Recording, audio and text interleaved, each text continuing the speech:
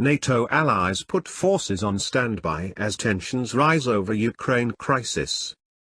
NATO announced on Monday that some member countries are putting forces on standby and sending additional ships and fighter jets to Eastern Europe as the United Kingdom and the United States ordered diplomats' families to withdraw from Ukraine amid concerns of a Russian invasion.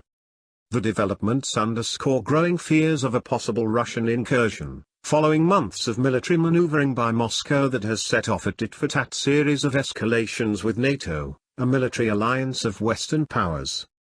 Russia has been building up forces and equipment near its border with Ukraine since last year, and is sending troops into neighboring Belarus for joint exercises next month that Ukrainian officials fear could serve as a full-fledged theater of operations from which to launch an attack.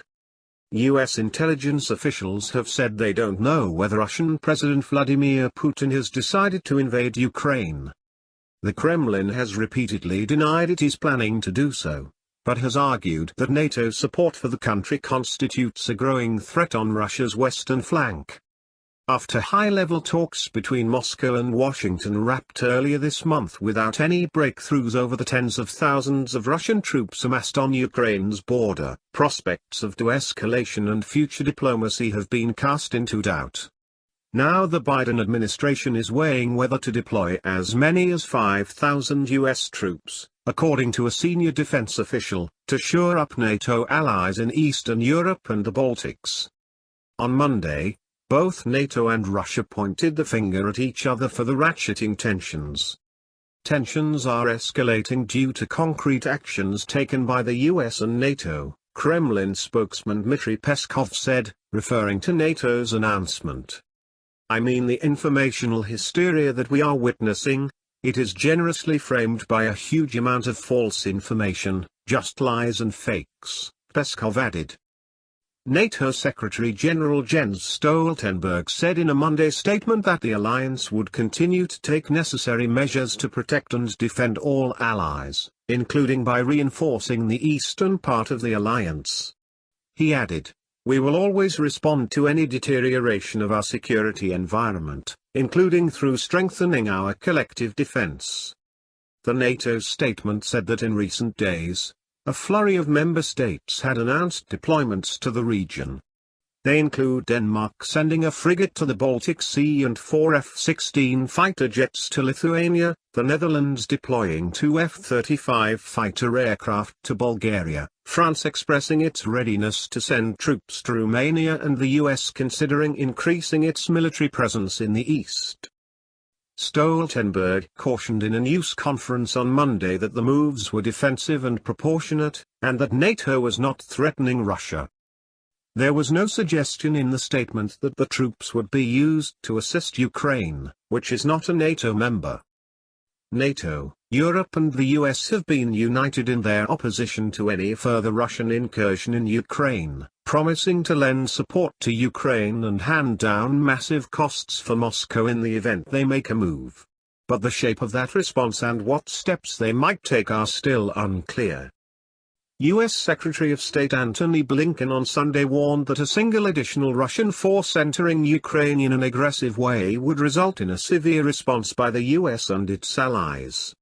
His comments came after U.S. President Joe Biden muddled the message of severe consequences last week, saying at a news conference that a minor incursion might not trigger the same response from NATO as an invasion. The president later clarified that any Russian troops crossing Ukraine's border would constitute an invasion. CNN reported last week that the U.S. military goal would be to meet the capability NATO allies in the region are asking for, a defense official said. On Monday, Pentagon spokesman John Kirby said that as many as 8,500 U.S. troops have been put on heightened preparedness to deploy. The mobilization of Western forces comes amid a significant uptick in Russia's military movements, not only on Ukraine's border, where the Ukrainian Defense Ministry says there are now 127,000 Russian troops stationed, but elsewhere in Europe. The Russian Defense Ministry announced last week that 140 ships and 10,000 servicemen would take part in sweeping exercises from the Pacific to the Atlantic, including off Ireland's southwest coast in February. The ministry said the main purpose of the drills is to protect Russia's national interests in the world's oceans, TASS state news agency reported. Ireland's Foreign Affairs Minister Simon Coveney told reporters on Monday that he had raised concerns with Moscow about Russia's plans. "This isn't the time to increase military activity and tension in the context of what's happening with and in Ukraine at the moment," Coveney said. Coveney and other European Union foreign ministers met in Brussels to discuss the security situation in Ukraine and what action to take should Russia cross into Ukrainian territory. Blinken joined by video link following talks with Lavrov in Geneva. EU foreign ministers want to send a clear message to Russia that if it decides to invade Ukraine it will be hit by the most comprehensive package of sanctions and restrictions ever prepared by the EU, Coveney said. But while NATO countries ramp up readiness and the EU discusses heightened security concerns, Ukraine's own government has not, at least outwardly, signaled the same sense of urgency. In a call with the President of the European Council Charles Michel on Monday, Ukrainian President Volodymyr Zelensky said the country will not succumb to provocations, but would keep calm. Zelensky and his government have previously downplayed the danger of a Russian invasion, noting that the threat has existed for years and has not become greater in recent months. The conflict between Ukraine and Russia has been rumbling since 2014, when Russia annexed Crimea and fomented a rebellion in Ukraine's east. Despite a ceasefire in 2015, the two sides have not seen a stable peace.